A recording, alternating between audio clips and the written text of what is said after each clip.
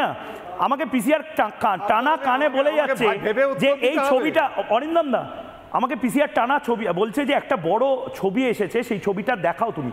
আমি দেখাতে চাই না, তার কারণ আমার বন্ধু প্রতিম অনির্বাণ ব্যানার্জি এবং দেবাশিস দা আমার দাদার মতন, তাদের দুঃখ হবে, তাদের বুক ফেটে যাবে, তাদের মনে হবে একই গো কি হলো গো, ও গো তুমি আর উঠে দাঁড়াবে না। কিন্তু এই মুহূর্তে এই ছবিটা দেখাতে হবে। দেখো কি করে কি সুন্দরভাবে অপারেশন ব্ল্যাক ফরেস্টটা হয়েছে। কি কি অপারেশন, যে অপারেশনে মাওবাদীদেরকে চুনচুনকে মারা হয়েছে ফুল ফ্রেমে। দেখো এভাবে আমাদের ভারতের কেন্দ্রীয় বাহিনী তারা ঢুকেছে, ছত্তিশগড়ের পুলিশ তাদের সঙ্গে ছিল। এভাবে ইঁদুরের গর্তের মতন এরকম গর্তের মধ্যে এই কমিউনিস্ট পার্টি মাওবাদী না কি এক পলিটিক্যাল পার্টি আছে, তার জেনারেল সেক্রেটারি এরকম গর্তের মধ্যে লুকিয়ে থাকতো। এরকম গর্ত থেকে বের করে তাদেরকে মারা হয়েছে। যৌথ বাহিনীর অভিযানে খতম 27 মাওবাদী। আমি এই ছবিটি দেখাতে চাইনি কারণ বহু আমার বামপন্থী বন্ধু তারা এই মুহূর্তে তাদের কান্নাকাটি হচ্ছে, বাড়িতে অনেকের অসৌচ হয়েছে এই মুহূর্তে। অনেকে বলছেন ও গো তুমি আর কেন উঠবে না। এই মুহূর্তের যে ছবি মাওবাদী দমন অভিযানের, সেই ছবি দেখে অনেকের উল্লাস করা উচিত। আবার অনেকে ভারতবাসীরা রয়েছেন যারা মনে করছেন কি হলো।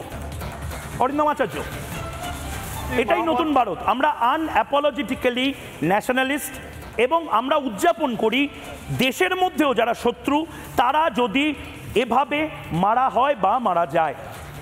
অরিন্দম আচার্য, দেখুন, মাওবাদী প্রশ্ন যখন আপনি বললেন, আপনি বোধহয় জানেন যে ছত্তিশগড়ে যখন ইলেকশন হয় সেই সময় যদি সিরিয়াস অ্যাকশন না নিত তাহলে ইলেকশনটা করতে পারতো না। থ্যাঙ্কস জানাই ছত্তিশগড়ের যে আজকে প্রশাসক রয়েছে এবং সরকার রয়েছে, আপনি জানেন একের পর এক যে অভিযানগুলো করেছে।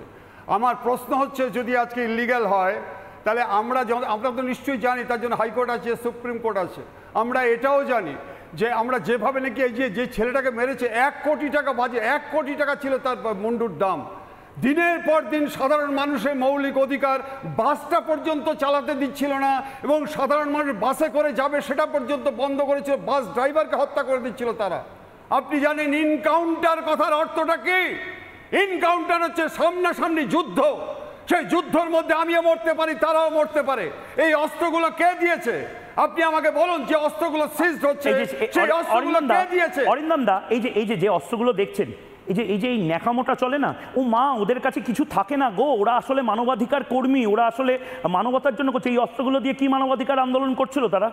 না ছবিগুলো দেখছি ময়ূক বাবু, আপনাকে আমি একটা কথা বলছি। আজকে এটা নিয়ে অনেকে অনেক কথা বলছে, রাইট অফ প্রাইভেট ডিফেন্সের কথা বলছে। তারা এই কথা জানে না। এদেরকে না ছত্তিশগড়ে পাঠিয়ে দিন, এদেরকে আজকে কাশ্মীরে পাঠিয়ে দিন। আমি আজকে কয়েকজনের বক্তব্য শুনছিলাম, মানুষও বলছে যে এদের বক্তব্য শুনলে না রাস্তায় হাঁটতে হাঁটতে ওই গাছে তো আর কি ওই কাকেদের জন্য তো সুলভ শৌচাগার নয়, গায়ে যদি পড়ে যেরকম গায়ের মধ্যে রিডি করে ওই রকম রিডি করে জামা কাপড় চেঞ্জ করতে হয়।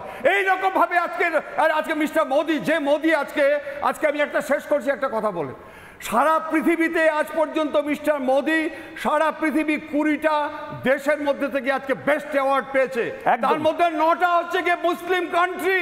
আজকে আমেরিকা তারাও বলছে salute Modi, salute Modi, America কথা বলছে। দাঁড়ান, স্যালিউট করছে মোদিকে। স্যালুট জানাই মানিক সরকার। আমরা সবাই, আপনি শুধু কেন স্যালিউট জানাবেন? 140 কোটি মানুষ স্যালিউট জানাবে, তার মধ্যে হয়তো অনির্বাণ নেই, কিন্তু আমরা সবাই স্যালিউট জানাবো মোদিকে, নরেন্দ্র মোদিকে সবাই স্যালিউট জানাবো।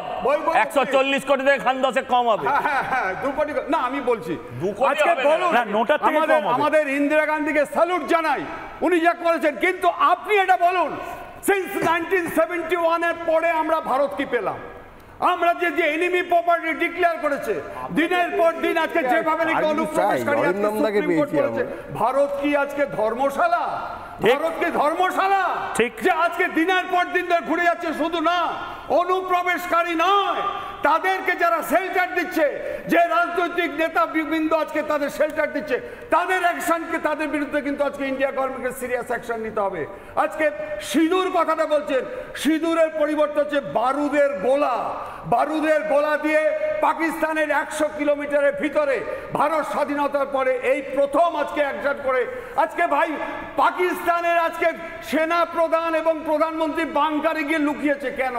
খুব কান্না হচ্ছে, বলছে যে আজকে যুদ্ধ নয় শান্তি চাই। শেষ যুদ্ধ নয়, শান্তি চাই। একদম, time আরে শেষ। ভাই, নিজের বাড়িতেই শান্তি নাই, Time শেষ। নিজের বাড়িতেই ঘুষাঘুষি করছে, বলছে আজকে যুদ্ধ নয়, শান্তি চাই। এরা কারা? এরা হচ্ছে রাজদ্রোহী, এরা হচ্ছে শান্তিদ্রোহী, এরা হচ্ছে সম্পদদ্রোহী। এবং আমি তো এদের বলবো বিরুদ্ধে ব্যবস্থা এবং নেওয়া আমি তো বলবো এই অনির্বাণরা এদেরকে সবসময় সাপোর্ট করে। অনির্বাণরা কিন্তু জঙ্গলে যাবে না। অনির্বাণরা এই ব্যবস্থা করে দাও, আমার কোনো আপত্তি তুমি কি যাবে? তোমাদের যারা তুমি ব্যবস্থা গ্যাং করে মেম্বার তারা আমাকে যাবে? পাকিস্তান, জঙ্গল, কোনোদিন যাবে না। বাংলাদেশ, চীন, কোনোদিন রাশিয়া, যাবে না। যেখানে খুশি পাঠাও, আমি তোমরা যাবো। শুধু বাচ্চা আমার কোনো ছেলেদের আপত্তি মাথা নেই, খাবে। ব্যবস্থা করো না। আমি একটা কথা খালি বলবো। মুখে ডায়লগ না দিয়ে ব্যবস্থা করে আমি এদের রাজি আছি। 10 করে দাও। সেকেন্ডে। আমি একটা কথা বলছি, ব্যবস্থা ঠিকই করে দাও, বলেছো। কোনো অসুবিধা নেই। ঠিকই ব্যবস্থা এক করবে, মিনিট, শুধু মুখে বললে হবে না। আমি বলছি ব্যবস্থা করে দিতে হবে। অনির্বাণ, এক বলুন ছোট করে 10 ঠিকই সেকেন্ড। বলেছো যে এরা জঙ্গলে যাবে না, কারণ আমরা ছোটবেলা থেকে পড়ে এসেছি বন থেকে জানোয়ারকে তুলে আনা যায়, কিন্তু জানোয়ারের মন থেকে তো আর বন তুলে ফেলা যায় না। তাই শহরের ভেতরে বাস করেও বেশ। এরা জঙ্গলি কার্যকলাপই চাইবে। কোনো ব্যক্তিগত আক্রমণ আমি এখানে এন্টারটেইন করবো না, কিন্তু